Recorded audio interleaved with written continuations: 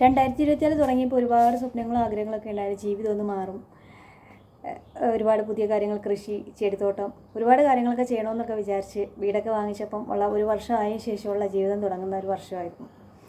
പക്ഷേ എനിക്ക് എന്നെ സംബന്ധിച്ചിടത്തോളം ഭയങ്കര ഒരു മോശം അവസ്ഥയിലാണ് ഈ 6 മാസം പിന്നിട്ടപ്പോൾ 2024 ഉള്ളത്. കഠിനമായ ആരോഗ്യ പ്രശ്നങ്ങളിലൂടെയാണ് ഞാൻ കടന്നു പോയിട്ടുണ്ടായിരുന്നത്. ഇപ്പം മൈഗ്രെയിനിൻ്റെ ഏറ്റവും എന്താ പറയുക, സ്ട്രോങ് ആയ അവസ്ഥയിൽ എന്നെ ഇങ്ങനെ പിടിച്ചു വെച്ചിരിക്കുകയാണ്. എങ്ങനെ അതിജീവിക്കണമെന്നൊന്നും എനിക്കറിയില്ല. കൊണ്ടുപിടിച്ച പരിശ്രമങ്ങളിലൂടെ ഞാൻ നടക്കുകയാണ്. അപ്പോൾ ഞാനിങ്ങനെ ഹോസ്പിറ്റലിൽ ചെല്ലുമ്പം അവർ ഓരോന്ന് ചെക്ക് ചെയ്യാൻ എഴുതരും. ബ്ലഡ് ഉണ്ടോ എന്ന് നോക്കും, പിന്നെ നമ്മളെ BP ചെക്ക് ചെയ്യും.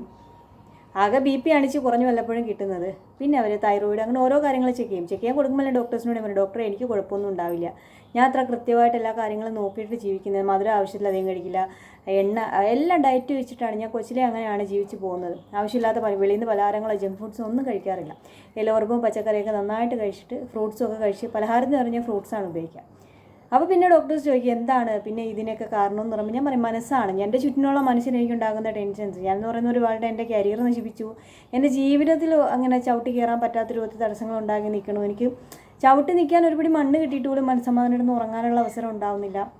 അങ്ങനെ എന്താ പറയുക, ഞാനെന്ന് പറയുന്ന ഒരു വ്യക്തി എന്തെല്ലാം എൻ്റെ ജീവിതത്തിൽ നേടാൻ ആഗ്രഹിച്ചോ സ്വപ്നം കണ്ടുകൊണ്ടിരുന്നു അതെല്ലാം നശിപ്പിച്ചുകൊണ്ടേയിരിക്കുന്നു. എൻ്റെ ചുറ്റുവട്ടം എൻ്റെ കുത്തുവാക്കുകൾ വേറെ, ദ്രോഹങ്ങൾ വേറെ, അപവാദങ്ങൾ വേറെ.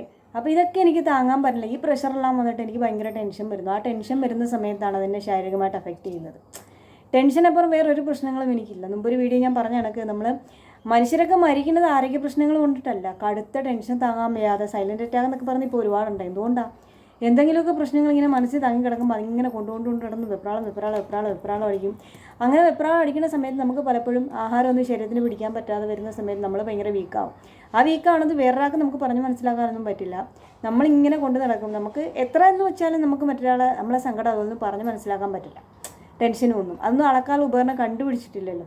അതൊക്കെ കണ്ടുപിടിച്ചിട്ടുണ്ടായിരുന്നുണ്ടെങ്കിൽ ഈ ലോകത്ത് എത്രയോ ആൾക്കാരുടെ വേദനകൾ നമുക്ക് മനസ്സിലാക്കി കൊടുക്കാനും മറ്റൊരാൾക്ക്. അപ്പോൾ ഈ വേദനകൾ